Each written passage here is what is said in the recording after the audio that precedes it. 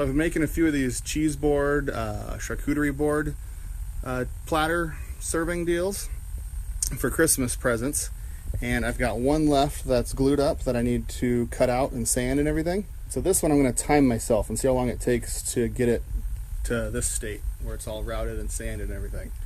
All right, let's get started.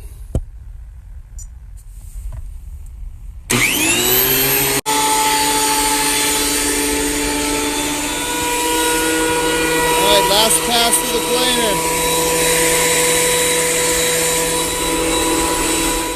So we're 7 minutes in, and we're going to take it over to the miter saw. We're going to clean up this edge here.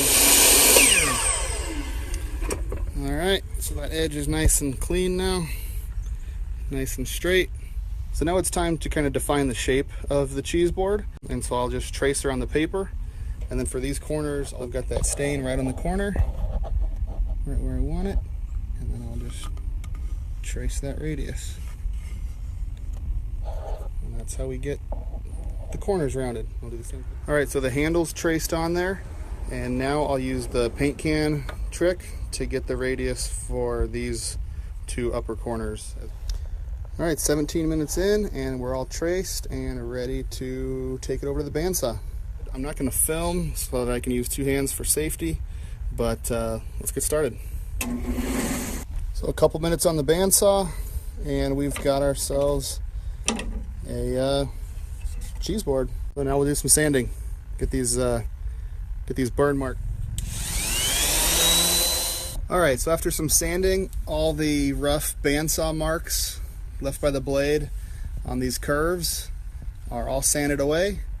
And 35 minutes in, it's time to get the 1/8 inch, I think, round over bit in the router, and we're just going to go around the top and just round over the edges, and then on the bottom we'll just round over the handle. You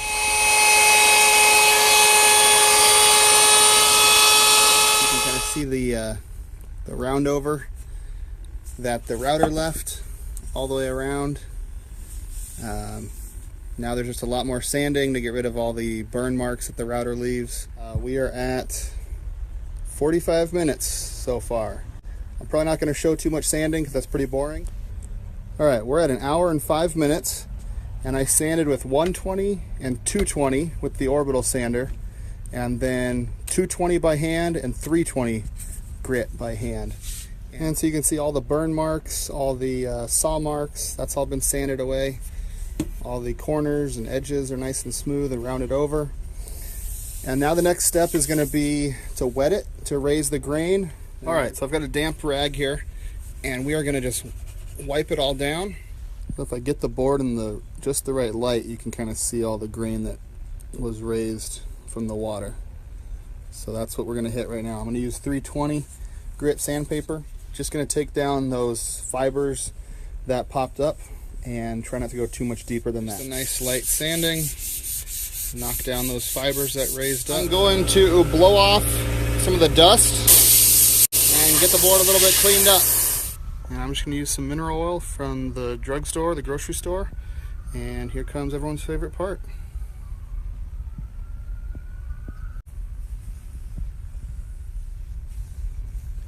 And that oil is going on beautifully. Look at that. Alright, so that mineral oil is on and soaking in. I'll leave it for, I don't know, maybe an hour or so. Come back and do a second coat. I'm loving this walnut strip in the center. Love that figure. Alright, so I got done with the second coat of oil, and this thing just needs to dry now, and it is ready for Christmas. And that's 1 hour and 50 minutes. So call it 2 hours from when I started this morning, but there was probably another hour prior to where I started this morning getting the wood cut and glued together. So about 3 hours to get the cutting board finished. Not too bad. And now it's time to wrap up the rest of them.